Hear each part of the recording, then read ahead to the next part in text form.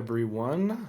I'm Chris Nixon with IoTmonitor and a co-host of the IoT Pulse Podcast. Very excited today to have our next guest, Matt Isgur from ADRM, and we're going to dive deep on kind of his story, the story of ADRM, the story of their product, Defender, the impact and kind of the value they're seeing in the marketplace. We're going to give showcase like just some of the features and value of the product, and also pretty excited. And we announced earlier this year the integration between Defender and IoTmonitor, and GSX is next week. And excited to have you guys join us in the booth. And also excited about getting this integration out the door and out live. So with that, I'm going to turn it over to you, and maybe we can start super easy or simple and have you introduce yourself. Yeah, totally. And thanks for having us on. Super excited to talk through some of this stuff. I know we've got a lot to talk about, and the partnership that we have is just going to expand. So I'm super excited to kind of dive into that and figure out where we can take it, going forward. But so just an intro, I'm Matt Isgur, the Chief Technology Officer with ADRM. Our product is a security operations management product called Defender. And we just went to market with that about 5 months ago at ISC West. So happy to be here. Perfect. Well, I know we're going to dive deeper into, I think, both ADRM and Defender, because obviously ADRM being the company, and then you have a service arm of that business, and then the product itself. But before we get there, maybe tell us a little bit about you. Like, how did you end up at ADRM? What's kind of your path and background? Yeah, so background's primarily in IT. So I was at MIT. I oversaw electronic and physical security infrastructure for MIT and Cambridge for about 14, 15 years. So I saw a lot while I was there. Kind of took it from just a few devices, like maybe 4 dozen cameras at the time, to thousands and thousands of devices. And we kind of unified the platform, unified and streamlined the environment and the operations side. So when I eventually made the switch and I left MIT and came over to ADRM, partnered up with Dan O'Neill, I knew that the services that we would be providing would be very similar to a lot of the stuff that I went through over my years at MIT, but on a much broader scale. So I knew that we needed a product, we needed some sort of tech to kind of help us manage all those different client accounts. And that's really where Defender was born from. It was just an idea, kind of me sitting on my couch saying, why doesn't this exist? Why isn't there a security management / system of record type product specifically for the security world?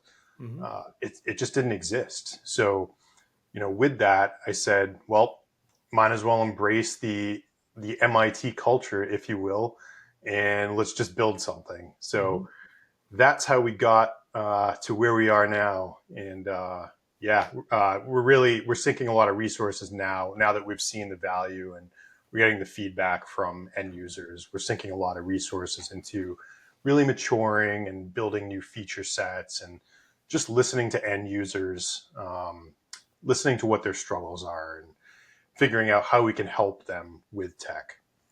No, that's perfect. And maybe for the guests that aren't familiar with ADRM, can you give a quick blurb on, or take as long as you want, actually, about kind of that side of the business? And I know we're going to jump to the Defender and dive deeper there, but tell us a little bit about ADRM.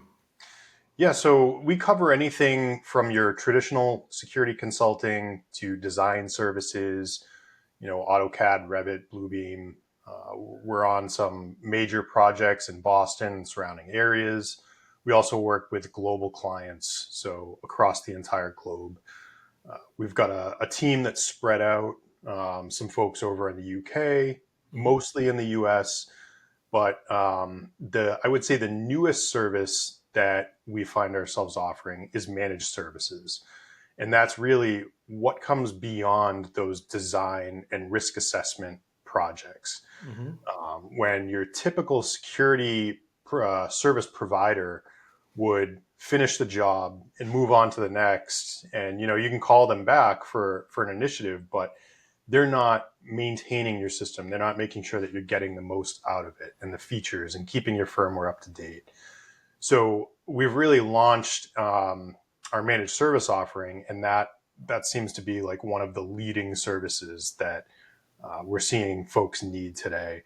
And it really does, like I said, it takes the inception of the project from design, doing the assessment, we manage the project, then we make sure it runs, right? We make sure that things are operating smoothly, that you're getting the most out of your software, and we're using our product Defender to do so. So, it's nice to use your own product because you can kind of perfect it over time. Where we're the end user, but we're also developing it. So that's been interesting. It's been actually it's been a nice perspective. We're not having to hire developers and kind of translate what we need or translate what others need. We kind of slip right into it and build those features as needed.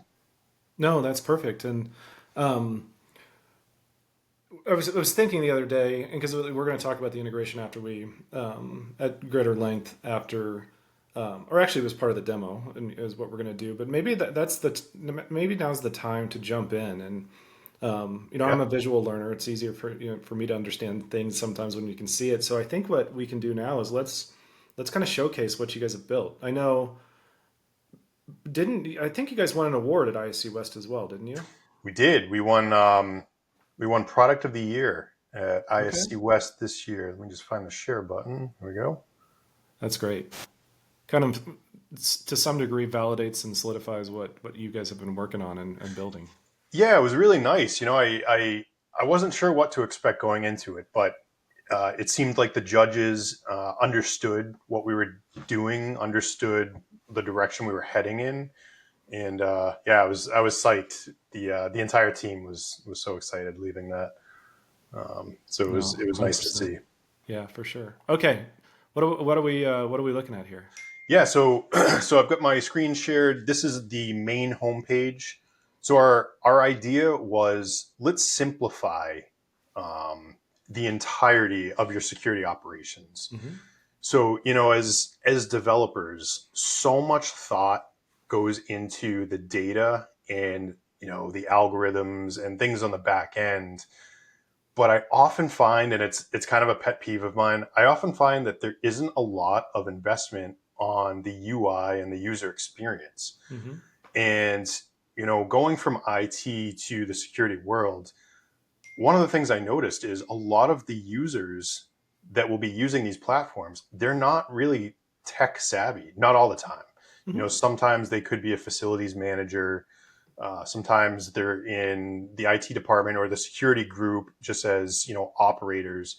Hmm. So I wanted to invest a lot of time and resources into making it approachable, breaking down some of the complexities of the back end data and showing it in such a way that you can tell right away what's going on. Where do I need my attention today? And as we're looking at this home screen, we can see right off the bat that we've got in our spare parts inventory, it looks like we've got a critical issue as well as two in warning. And our eyes go right to it because we've got a red symbol next to it. Hmm. So simple: red, yellow, green. Yellow is typically warning, red is an issue. And everything is right here. Uh, this map is dynamic. So if we click on it, you can actually see your different sites. Hmm. It's really made for a multi-site environment. Although we do have some folks that have a single site and they do use it and they get a lot of value out of it. I think the real value comes into play when you've got multiple buildings, and Hmm. especially if you're spread across the world. Hmm. So that's what we're seeing here. And expanding on the approachability of the data, we're using AI in many different areas within it. And you can kind of see AI is going through your entire database here, all the different sections of Defender, and it's pulling out certain things that you might be interested in, or that, things that you need to focus on. Mm-hmm. So in your deployed assets, we can see we've got 0 health issues currently. 8 have historical health issues, so that's probably okay. Mm-hmm. As we go down the list, you can see inventory status, warnings, and critical states, licenses, support agreements, active projects, things that may require some sort of input from you or your team. Mm-hmm. Cool. And how did you get there?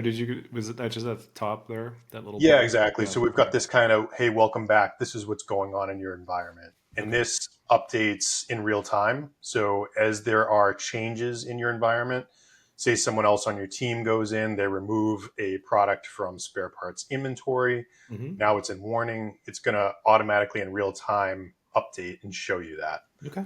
And the same with down here. Very cool. So again, we can just look quickly at some of the different sites. This is our demo account here. You can see all your different buildings. Mm-hmm. At the homepage level here, we're providing summaries. So you can quickly look across all of your buildings here. You can see which ones have a lot going on, which ones don't.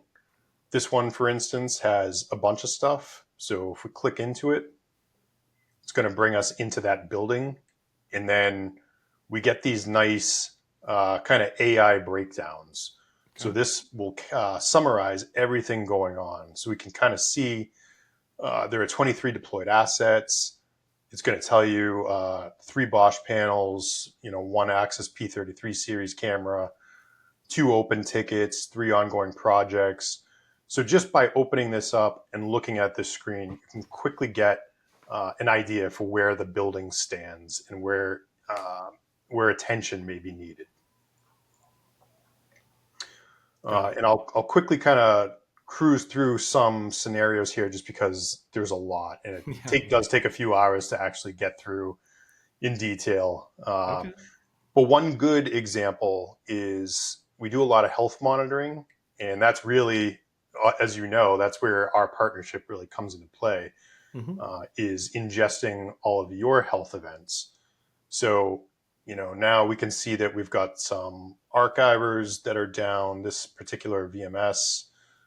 We can actually take this, and if we think this is an issue and we want to follow up, or we want someone to follow up on it, I can actually go to this event and say, open a one-click support ticket. Mm-hmm. Once I click that, you can see support tickets created without any other input, just a single click. I'm going to jump over to support tickets here. We can see that we've now got a new support ticket. VMS is down for this company, and it pulls in the site that the deployed asset lives at. Very cool. Opening this up, we get the ticket description. So it was an on-demand ticket created by me for a health monitoring event, and then it's going to give us the health monitoring event down here. This gets saved to the deployed asset forever. That's kind of the nice part. You can see the deployed asset is linked here. And if you actually click on it and go into that deployed asset, you'll see all the historical support tickets throughout the years that were opened for this device. Makes troubleshooting a lot easier, especially in the field. If you're on your mobile device or an iPad, you can quickly see what technician was out there last, what they did, and then kind of get a game plan together for if you need to replace it or not. If it got to the point where you need to replace this device, say the archiver went down, maybe this was a camera, for instance, you could actually go to inventory, since we're tracking spare part inventory in here, and we can say right within the ticket, so we're still in the ticket, let's add a remove inventory. And let's say, what inventory do I have at this site in particular?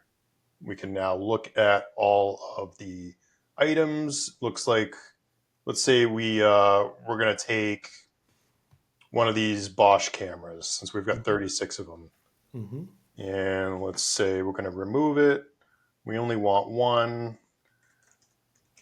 We're going to replace this faulty device and then give it a nice, beautiful signature.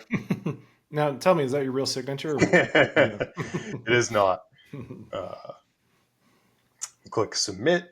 And now we can see that on this ticket, we have the record that Mhm. someone removed this from inventory and what it was for because it's on this ticket. And then furthermore, when you're in inventory, you'll actually be able to see the transaction right here. Mhm. Um, and clicking on it, you'll be able to see the related ticket. It'll bring you right back to it. So the value with Defender is actually bringing disparate systems together under one hood. So you've now got a single pane of glass for all these different things that you can work through. And again, the value is there's a relational database and they're all talking to each other. They all know about one another. So there's that additional context that you wouldn't get if they were in separate systems. Mhm. And that's really where we're seeing a lot of the value and the ROI come from is replacing legacy standalone systems with a single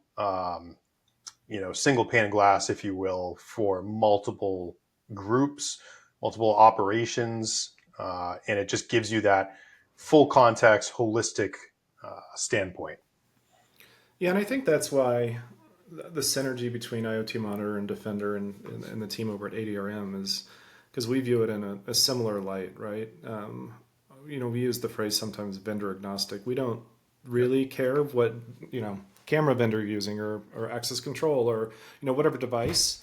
Um, but bringing those all together is the power, and I think that's the synergy, like I mentioned before, between the two of us is that we think the same way, right? We're thinking Right. about, hey, that single pane of glass, and I think, as IoT monitors ingesting that health monitoring data into Defender, I think that's it. Because the models match, it just makes a lot of sense.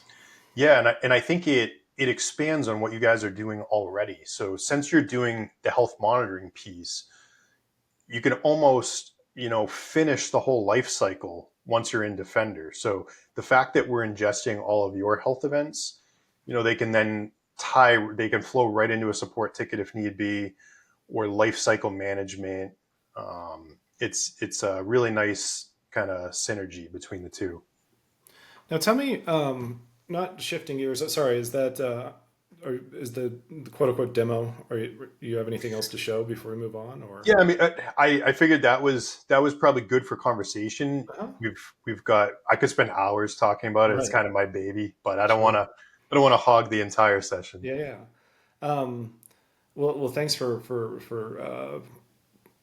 putting that together and showing us what you guys. It looks really cool, and it looks like it's come a long way in a relatively short period of time, right? Announced it earlier this year, and I know we've been working on the integration for a little bit, and it's great to see that come to fruition. Tell me a little bit about how you guys go to market.